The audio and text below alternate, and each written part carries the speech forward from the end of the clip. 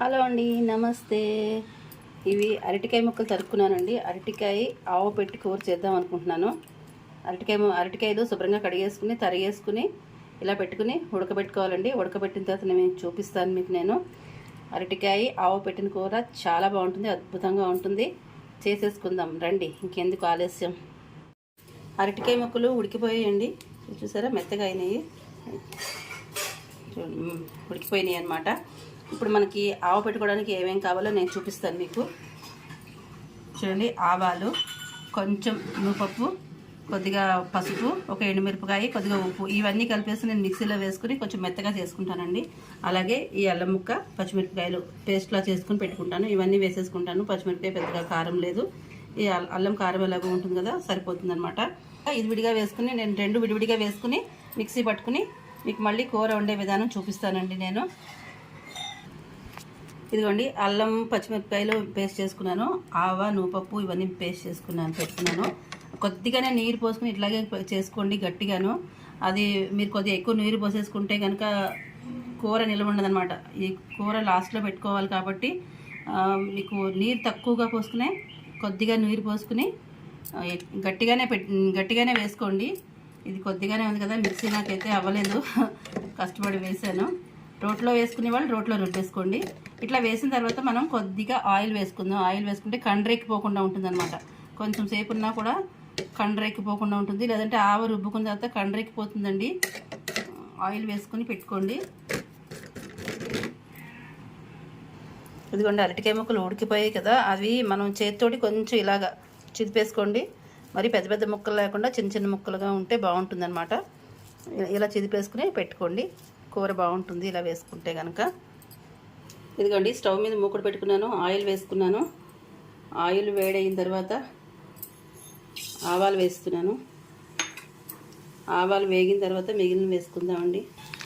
ఇదిగో చూడండి, ఆవాలు చిటపట్టమంటున్నాయి కదా, శనగపప్పు వేసుకోవాలి. దీనికి పోపు కొంచెం ఎక్కువే పడుతుందండి. అలాగే మినపప్పు, ఎండుమిరపకాయలు, ఇవి వేగాలండి. ఇదిగోండి, పోపు వేగిపోతుంది. కొద్దిగా జీలకర్ర వేసుకుంటున్నాను. ఇది ఆప్షనల్ అండి, మీకు కావాలంటే వేసుకోండి, లేకపోతే దీన్ని వదిలేసేయండి. తర్వాత కరివేపాకు వేసుకుంటున్నాను. ఇంగువ మెయిన్. ఇంగువ లేదే రుచి లేదనిపిస్తుంది నాకైతే కనుక. ఇంగువ, అలాగే అల్లం పచ్చిమిరపకాయ వేసుకున్నాం కదా, పేస్ట్ వేసేస్తున్నానండి ఇంట్లో.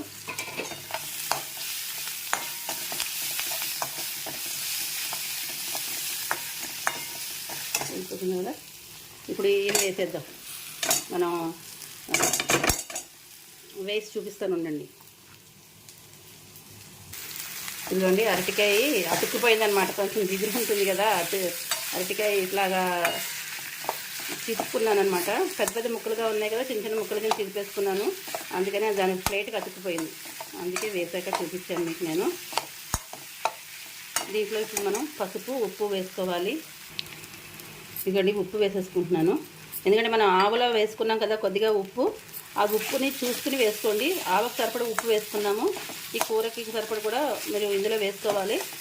ఉప్పు కొంచెం తక్కువైనా పర్లేదు, తర్వాత చూసుకుని వేసుకోవచ్చు. ఎక్కువైపోతే మాత్రం కష్టం అవుతుంది, బాగుండదు కదా. ఇదిగో పసుపు వేసేస్తున్నాను.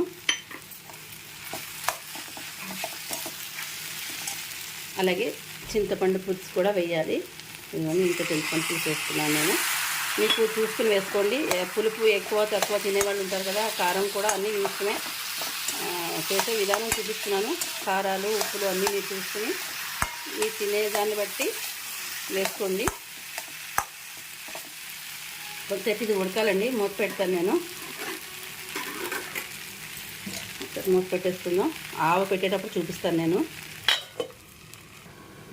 చూద్దామండి మన కూర ఉడికిందో, ఎంతవరకు అయిపోయిందో చూద్దాము.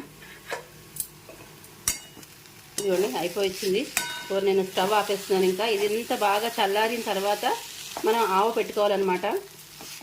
ఆవ రుబ్బుకుని పెట్టుకున్నాం కదా, ఆ రుబ్బుకున్న ఆవ బాగా చల్లారిపోయిన తర్వాత దీంట్లో కలుపుకోవాలండి. రుచి సూపర్గా ఉంటుంది, అద్భుతంగా ఉంటుంది.